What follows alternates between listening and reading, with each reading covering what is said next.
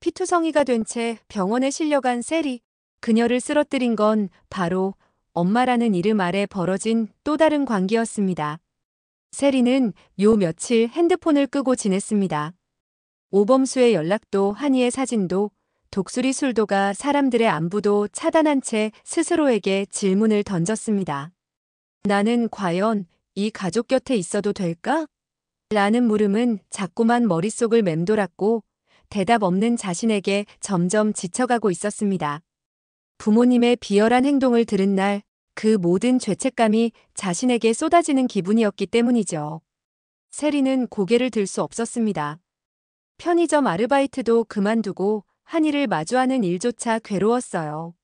자신이 그토록 되고 싶었던 믿을 수 있는 사람이 아니라는 자책만이 커졌습니다. 사랑하는 범수, 사랑하는 한이 하지만 그들 곁에 있는 게 오히려 상처를 주는 일이라면 그녀는 그 책임에서 자유로울 수 없다고 느꼈고 결국 아무 말 없이 떠나기로 결심했죠.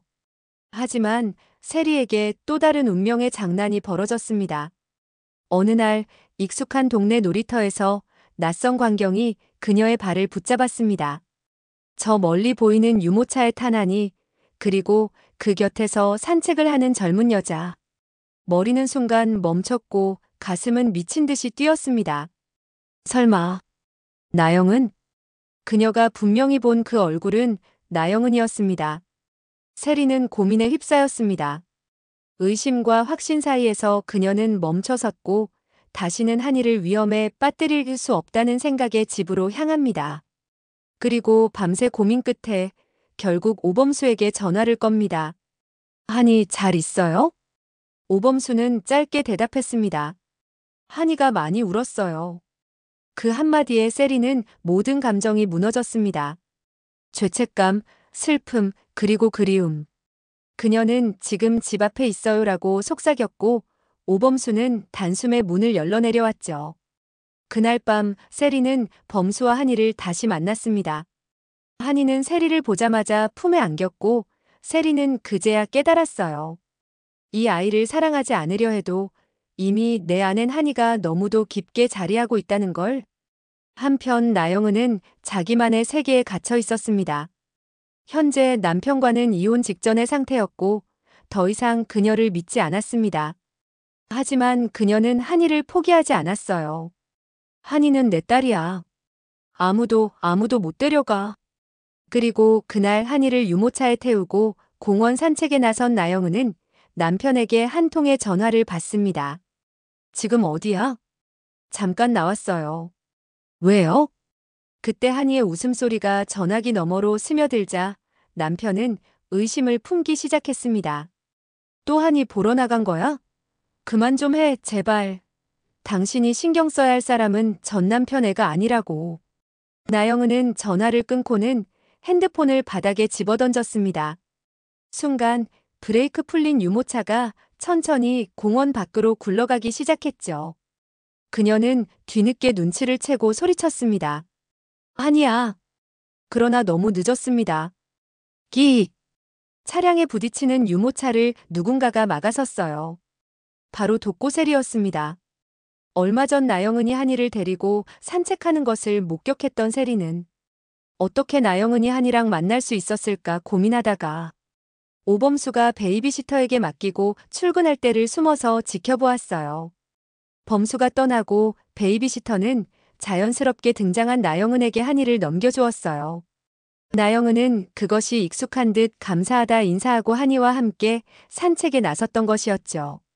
둘을 지켜보던 세리는 유모차가 내려가는 것을 보자마자 아무 생각도 하지 않았습니다. 몸이 먼저 반응했어요. 한이야. 그녀는 전력 질주했고 차가 접근하는 걸 느꼈지만 멈출 수 없었습니다. 유모차를 밀쳐낸 순간 세리는 그대로 바닥에 굴렀고 지나가던 차량이 급정거하며 충돌했습니다. 여기 사람이 다쳤어요. 119 좀 불러주세요. 지나가던 사람들이 외쳤고 곧 구급차가 도착했습니다. 세리는 피를 흘린 채 병원으로 실려갔어요. 병원 응급실 복도는 여전히 긴장감에 쌓여 있었습니다. 세리가 수술실에서 나온 지 몇 시간, 오범수는 세리가 누워있는 침대 옆에 앉아 꼼짝도 하지 않은 채 시간을 보냈습니다. 피범벅이 된 세리를 처음 마주했을 때 그의 눈빛은 명백히 흔들렸습니다. 자신의 무력감과 죄책감이 온몸을 휘감았죠. 내가 곁에 있었어야 했는데. 내가. 그 말에 장미애는 조용히 눈을 감으며 담담히 말했습니다. 세리는 오교수가 있어도 한이를 지켰을 거야. 세리는 나와는 다른 올바르고 강한 아이니까. 무서워도 도망치지 않아. 그 순간 병실 문이 조심스럽게 열렸습니다. 문 앞에 선 사람은 나영은이었습니다. 눈은 퉁퉁 부어 있었고 머리는 흐트러졌으며 손에는 흐릿한 떨림이 묻어났습니다. 고개를 깊이 숙인 채 나직하게 입을 열었습니다. 죄송해요. 세리 씨 덕분에 우리 한이 무사해요. 정말 감사합니다. 오범수는 벌떡 일어나 그녀를 가로막았습니다. 눈빛엔 날이 서 있었고 목소리는 깊게 낮아졌습니다. 여기 왜 왔어? 나영은은 당황한 얼굴로 말을 잇지 못했지만 곧 작게 입을 열었습니다.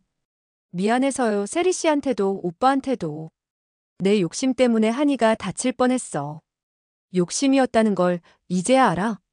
오범수의 말은 칼날처럼 날카로웠고 나영은은 그 말에 눈을 감으며 고개를 끄덕였습니다. 내가 얼마나 어리석었는지 세리 씨한테 안기는 한이를 보면서 속으론 세리 씨를 미워했어요. 내 자리를 대신할까봐 두려워서. 그런데 결국 한이를 지켜준 건 세리 씨더군요. 진짜 엄마는 한이를 낳았나라고. 그 자리를 대체할 사람은 없을 거라 생각했는데 그 순간엔 세리 씨가 엄마였어요. 그 순간 세리가 힘겹게 눈을 뜨며 몸을 일으키려 했고 이내 힘이 빠진 듯 다시 침대에 누웠습니다. 얼굴은 창백했고 팔에는 붕대가 칭칭 감겨 있었지만 눈빛만큼은 흔들림이 없었습니다. 그만하세요. 모두가 멈춰선 채 그녀를 바라봤습니다. 세리는 힘겹게 숨을 고르며 입을 열었습니다. 한이에게 더 이상 엄마인 척 하지 마세요. 엄마 자격 없으세요. 순간 나영은의 입술이 파르르 떨렸습니다. 그녀는 고개를 숙인 채 조용히 흐느꼈습니다. 알아요. 나 같은 사람이 뭘. 하지만 한 번만 기회를. 기회요? 세리는 차가운 눈빛으로 말을 잘랐습니다. 한이가 다칠 뻔했어요. 근데 엄마라는 사람이 유모차 손도 안 잡고 전화에만 몰두했다고요? 교수님과 한이를 버린 사람이 이제 와서 무슨 엄마 노릇을 하겠다는 거예요? 출산만 했다고 엄마는 아닙니다. 오범수가 나섰습니다. 그 역시 더는 참지 못하겠다는 듯 냉정하게 말했습니다. 마지막 경고야. 한이에게 접근하면 법적 조치 취할 거야. 접근 금지 신청도 친권 박탈 청구도. 세리 씨랑 한이 앞에 더 이상 나타나지 마. 더는 가만히 있지 않을 거야. 나영은은 고개를 떨군 채 말을 잇지 못했고 병실은 정적에 휩싸였습니다. 그 순간 세리는 고개를 돌리며 마지막 말을 남겼습니다. 엄마란 말만 붙인다고 되는 거 아니에요. 한이 앞에 다시 나타나지 마세요. 돌아서 병실을 나서는 순간 나영은의 눈에서 또 한 줄기 눈물이 흘러내렸습니다. 자신의 무지와 집착이 결국 소중한 딸에게 깊은 상처를 남겼다는 사실을 이제야 깨달았기 때문이었죠. 장미애는 고개를 돌리며 작게 중얼거렸습니다. 이제야 진짜 엄마가 된 거네. 우리 세리가. 그날 병원 복도에 남은 건 깊은 후회와 그 후회를 끝내 받아주지 않은 냉정한 현실뿐이었습니다. 장미애는 나간 나영은의 뒷모습을 바라보다가 오범수에게 조용히 물었습니다. 그 여자 정말 다시 한이 데려가려고 했던 거야?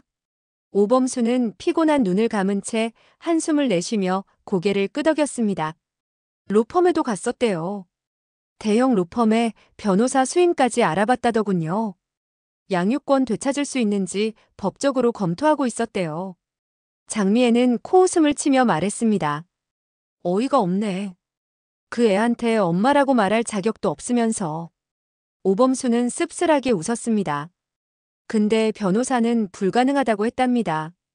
한이는 현재 정서적으로도 법적으로도 안정된 가정 환경에서 보호받고 있고 먼저 포기하고 집을 나간 건 나영은이니까요.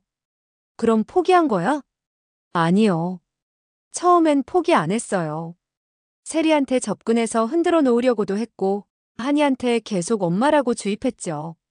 베이비시터까지 매수해서 감정선 만들려 했답니다. 장미애는 한숨을 내쉬며 고개를 저었습니다. 그게 모성애야? 그건 그냥 소유욕이지. 이번 사고가 결정타였죠. 유모차 주차 브레이크 안 채운 채 전화하다가 한이가 굴러떨어질 뻔했고 그걸 세리가 몸 던져서 막았잖아요. 장미애는 묵직한 목소리로 말했습니다. 세리가 안 막았으면 한이는 크게 다쳤을 거야. 오범수는 조용히 고개를 끄덕이며 말을 이었습니다. 경찰도 병원도 알고 있어요.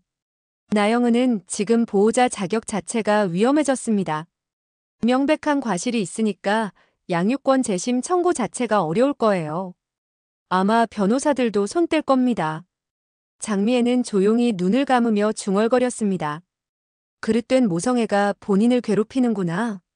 진짜 엄마라면 깨달을 거야. 그러나 모든 진실이 드러났다고 해서 모든 상처가 끝난 건 아니었습니다. 세리가 품은 새로운 결심은 또 다른 변화를 예고합니다. 그 결심은 정말 한이를 위한 걸까요? 댓글로 여러분의 주적도 남겨주세요. 이런 반전 안 놓치려면 구독은 필수, 좋아요는 사랑이죠. 지금까지 다음 화주적단이었습니다.